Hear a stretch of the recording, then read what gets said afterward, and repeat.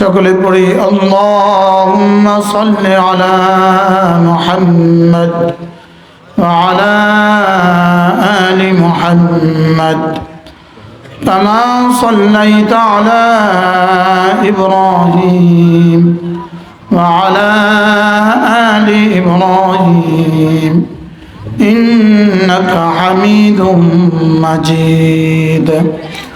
اللهم بارك على محمد وعلى آل محمد كما باركت على إبراهيم وعلى آل إبراهيم إنك حميد مجيد.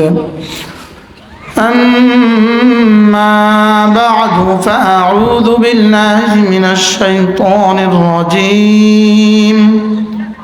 بسم الله الرحمن الرحيم. من عمل صالحا من ذكر أو أنثى وهو مؤمن فلنحيينه حياة طيبة ولنجزينهم أجرهم بأحسن ما كانوا يعملون.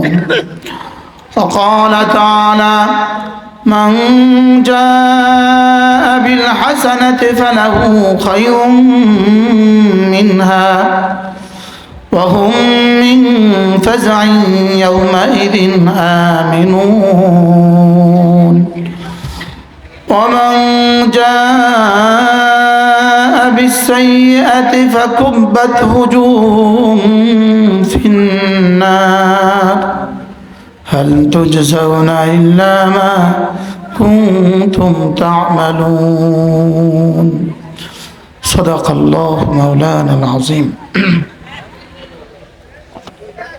আজকে 12 নভেম্বর 2024 ওপারচর পশ্চিমপাড়া ইব্রাহিমিয়া দারুল উলুম হাফিজিয়া মাদ্রাসা ও এতিমখানা উদ্যোগে আয়োজিত আজকের পবিত্র ওয়াজ ও দোয়ার মাহফিলের শ্রদ্ধেয় সভাপতি বরেণ্য আলেম দ্বীন আমার পাশে বসা হযরত মাওলানা মনিরুজ্জামান সাহেব দামাত বারাকাতুহু নুরুজ্জামান সাহেব হুজুর দামাত বারাকাতুহু আলিয়া, হযরত উলামায়ে ইকরাম, শ্রদ্ধেয় মুরব্বিয়ান আযম, আমার যুবক ভাইয়েরা, পর্দার আলের মা বোনেরা,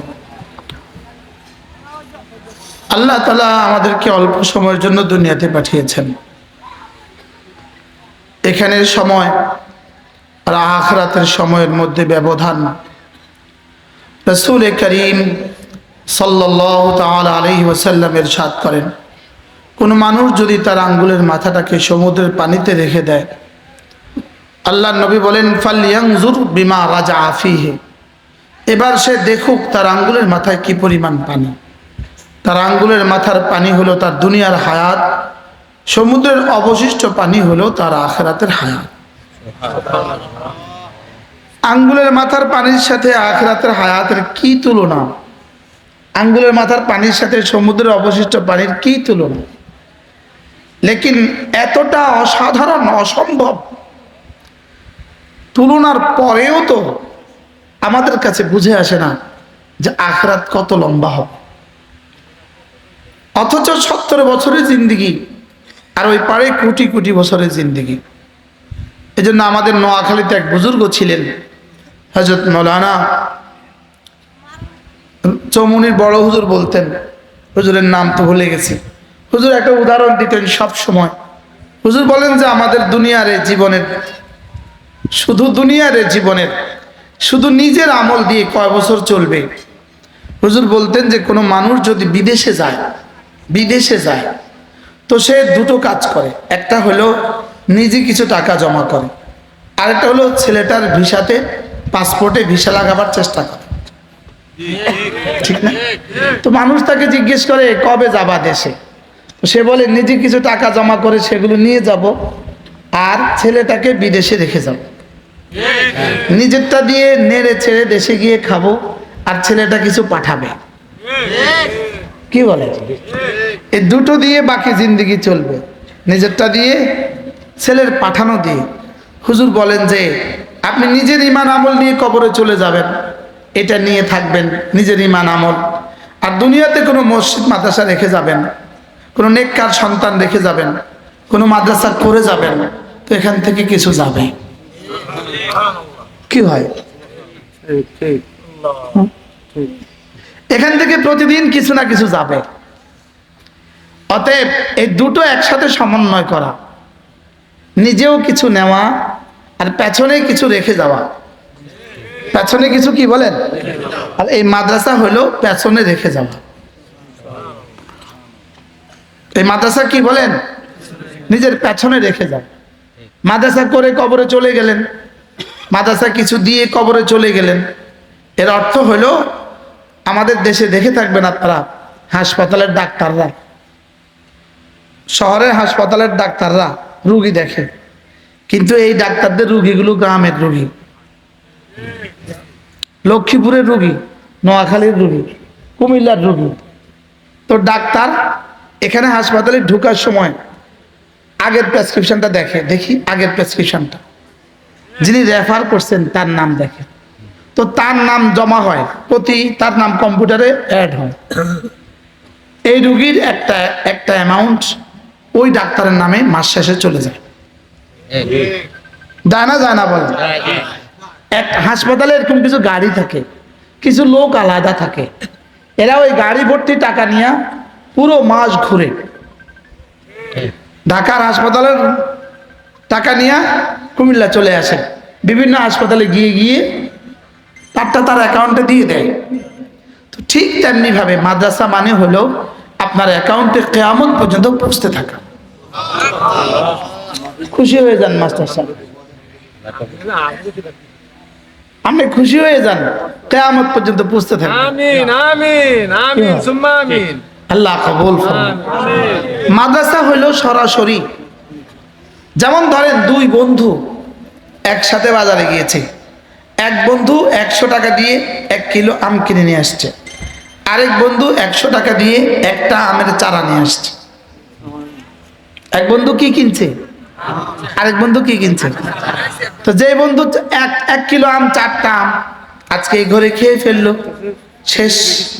আরেক বন্ধু চারা নিয়ে আসছে, এ চারা লাগিয়েছে, সার দিয়েছে, পানি দিয়েছে, ব্যাস 1 বছরে, প্রথম বছরে 8টা, দ্বিতীয় বছরে 18টা, তৃতীয় বছরে 80টা, চতুর্থ বছরে 4 মণ। কি হয়? এবার এই আমের বিচি দিয়ে কুমিল্লা শহরে আরেকটা আম গাছ হয়ে গেছে, নোয়াখালী আরেকটা হয়ে গেছে, এবার কানাডা আরেকটা হয়ে গেছে, আমেরিকা আরেকটা হয়ে গেছে। ওই আম গাছ দিয়ে কত বাগান হয়েছে পৃথিবীর কেউ আর জানে না। যেমন আপনাদের এখানে, আপনাদের বাড়িতে যে আম গাছ আছে, এটা কোন আম গাছের চারা বলেন? বলতে পারবো না, কেউ বলতে পারবে না।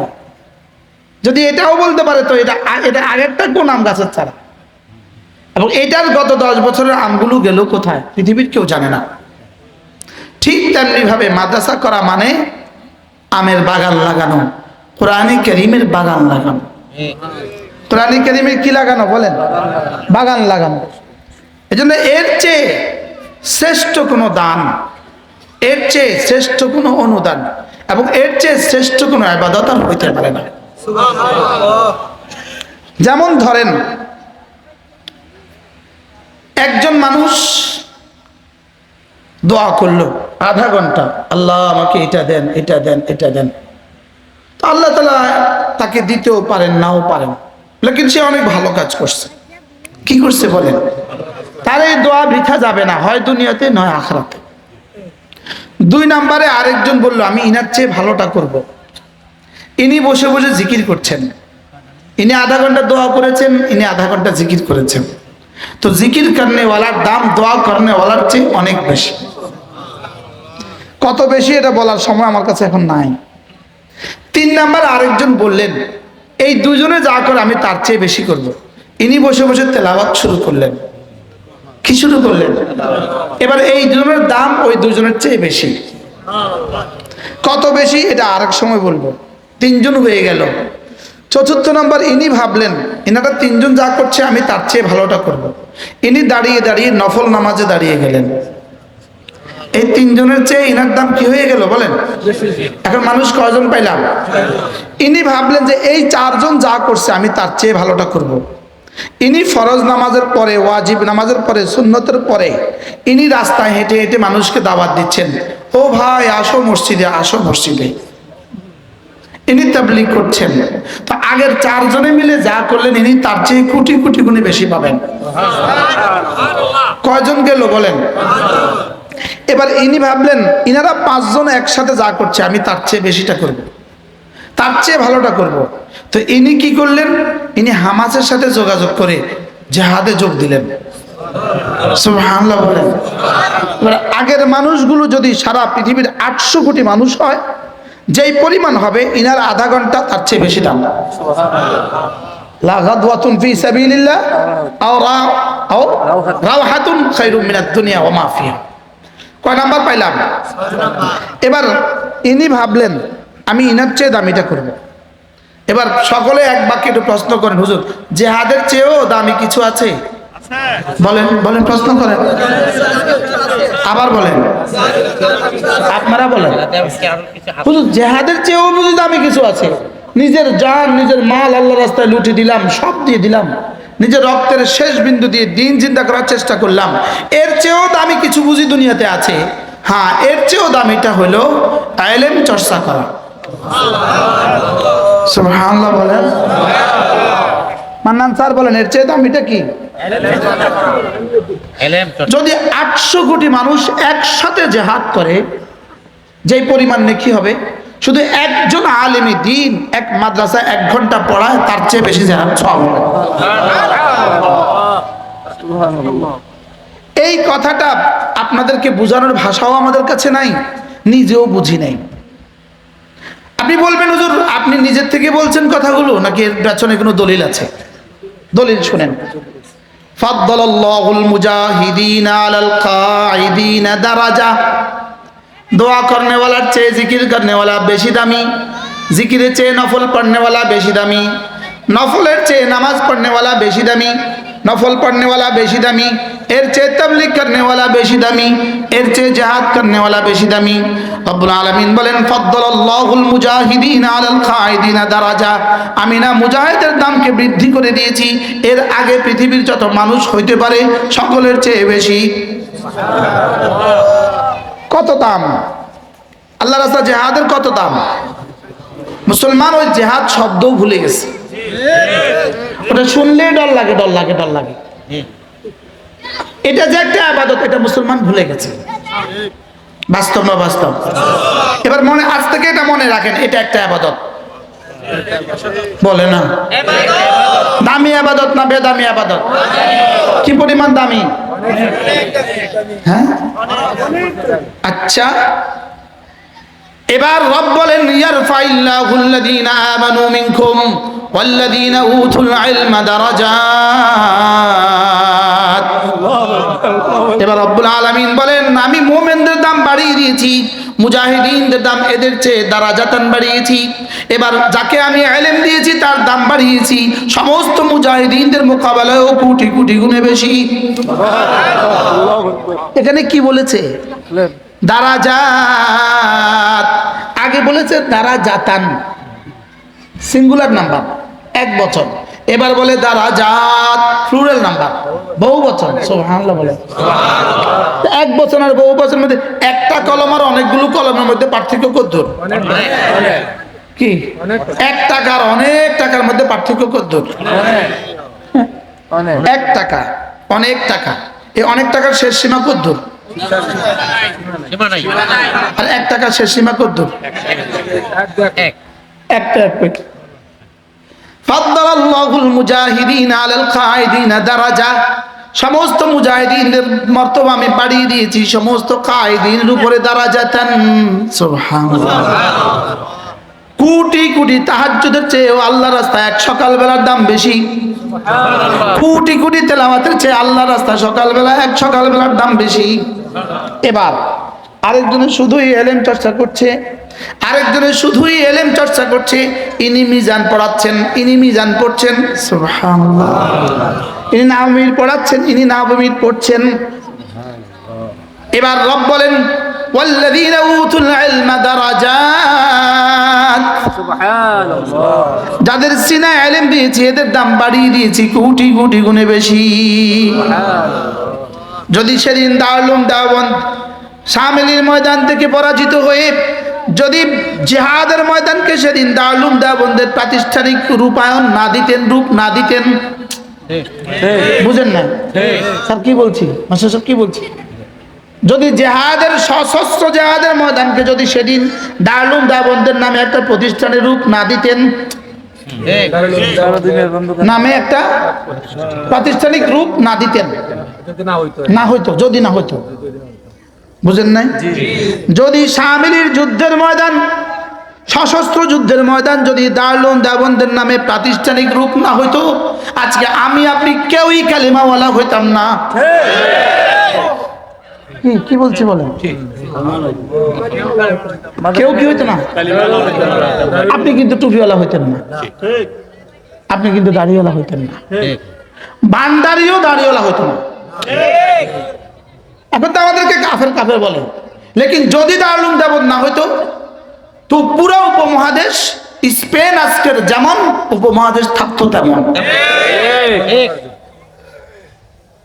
কি আর আজকে পৃথিবীর মাশরিক থেকে মাগরিব, শিমাল থেকে জুনুব, পৃথিবীর পশ্চিম মেরু থেকে পূর্ব মেরু আর উত্তর মেরু থেকে দক্ষিণ মেরু, যেখানে দাড়ি দেখবেন বুঝবেন এটা দারুল উলুম দেওবন্দের কোনো না কোনো অবদান। বিশেষ করে গোটা ইউরোপ, গোটা আমেরিকা। আর সুবহানাল্লাহ বলেন, গোটা ইটালি, গোটা সুইজারল্যান্ড, গোটা অস্ট্রেলিয়া, গোটা জাপান, গোটা আফ্রিকা, প্রতিটা মহাদেশ সেদিন ওই প্রতিষ্ঠানের ফসল। সুবহানাল্লাহ।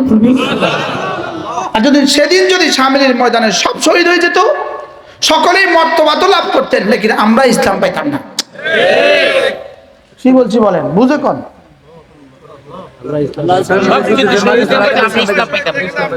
কিন্তু ওনারা ওনাদের মর্তবা পাইতো না। এই জন্য দুনিয়াতে সবচেয়ে বড় দাম, আল্লাহর কসম, দুনিয়াতে সবচেয়ে বড় দাম মাদ্রাসা। সুবহানাল্লাহ বলবেন না? কি বলছি? এই মাদ্রাসা সেই মাদ্রাসার চারা গাছ। সুবহানাল্লাহ বলে না? আল্লাহ কবুল ফরমান। চারা গাছে পানি দিতে হবে, পানি। চারা গাছে কি দিতে হবে? পানি। এটাতে তেল ঢালতে হবে। এখন আপনি চিন্তা করেন আপনার ছেলে মেয়েকে আপনি দিন শিখাবেন কিনা। আচ্ছা, আমার বাপে যদি আমার মাদ্রাসা না পড়াইতো, আপনি এখন আমারে পাইতেন কোথায়? কি মাদ্রাসা না পড়লে কি হইতো আমাদের? এই মাদ্রাসা না হলে এখন আমারে কেমনে পাইতেন? তাইলে বোঝা গেছে মাদ্রাসা এই জাতির আখেরি ঠিকানা। এই জাতির কি এখানে চারটা জিনিস শেখায়। বলেন এখানে কয়টা জিনিস শেখায়? বলেন আল ইলমু ওয়াল ঈমানু ওয়াল আমালু ওয়াত তাকওয়া। সুবহানাল্লাহ। ইলম, ঈমান, আমল, তাকওয়া। ইলম, ঈমান, আমল, তাকওয়া। বলেন আবার বলেন। ইলম কেমন? ইলম হলো একটা গাড়ির জন্য ইলম হলো লাইট যেমন। ঈমান কেমন? ঈমান হলো ইঞ্জিন যেমন। আর আমল কেমন? আমল হলো বডি যেমন। তাকওয়া কেমন? তাকওয়া হলো ব্রেক যেমন। কি ব্রেক ছাড়া গাড়ি, ইঞ্জিন ছাড়া গাড়ি, বডি ছাড়া গাড়ি, লাইট ছাড়া গাড়ি। আল্লাহ, যে মানুষগুলোর ইলম নাই, আসলে এদের হায়াতে চলার লাইট নাই, জীবন চলার কি নাই।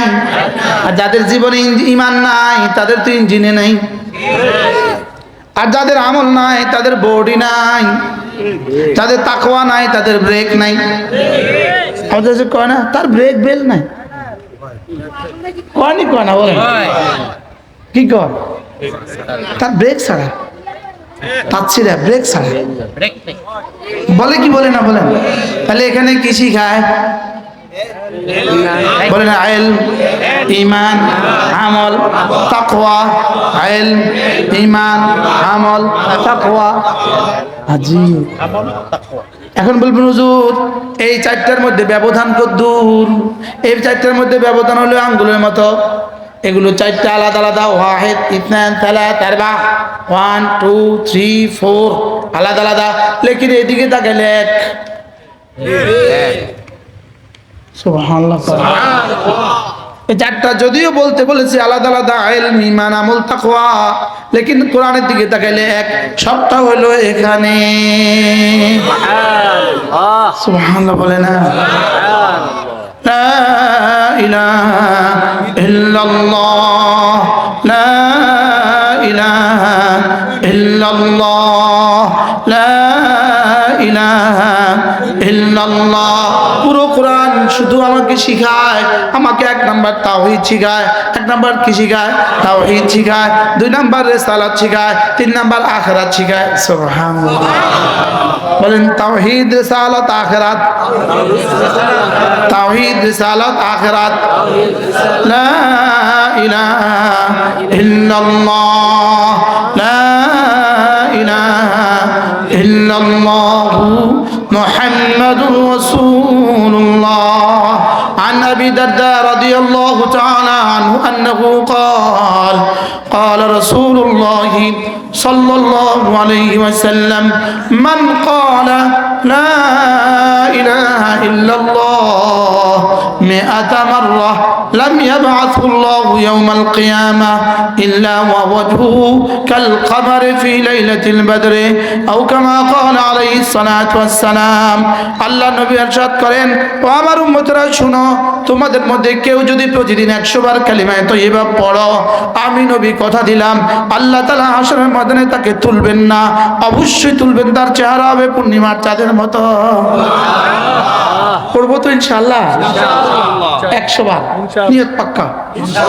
এই এলাকাবাসী বলেন, মুরব্বীরা বলেন, নিয়ত পাক্কা ইনশাআল্লাহ। আল্লাহ তৌফিক দান করুন।